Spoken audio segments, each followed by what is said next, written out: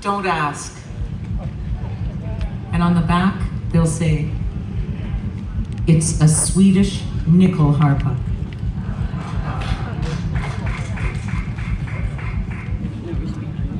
Because that is what this is. Some of you might have heard me playing in a workshop yesterday where we actually played a little Swedish waltz.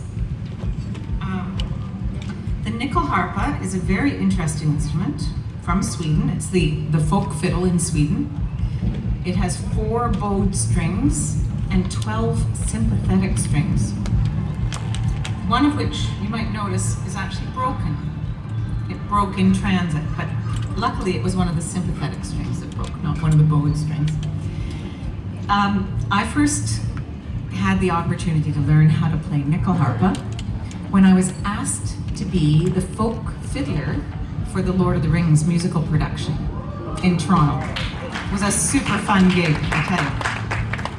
And a fiddler came over from Sweden and taught me how to play both the nyckelharpa and the Finnish folk fiddle, which is called a johiko. The nyckelharpa was meant to be the voice of the elves because it has a very airy, evocative, sort of, I don't know, mystical sound. The johiko, on the other hand, is basically just a hollowed out wooden box with a little bow that you made from a piece of birch. And it's kind of scrubby and rough. And that was the sound of the hobbits. So I'm going to play, I kept the nyckelharpa and the johiko and I started writing my own tunes on them. But the first tunes that I'm going to play for you are actually written by Oliver Schroer. And the first tune that I played when I was walking in is also an Oliver tune. Oliver was one of Canada's greatest fiddle players ever. In fact, he's known as Canada's tallest freestanding fiddler because he really was a giant.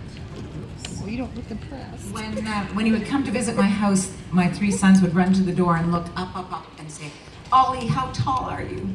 And he would respond, "I'm 5'18".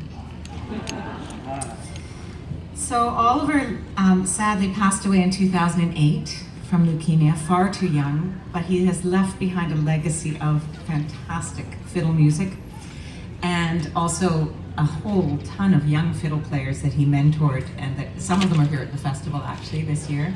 And he was a dear friend and a mentor, and he played on almost all of my CDs. And I like to play these tunes remembering him because he was just such a wonderful presence.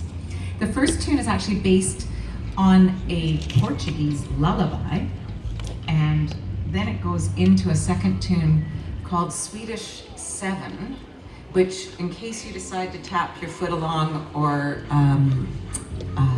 clap along, you'll notice quite soon that it is actually in 7, and it's a little bit trickier. So here is Roro and Swedish 7.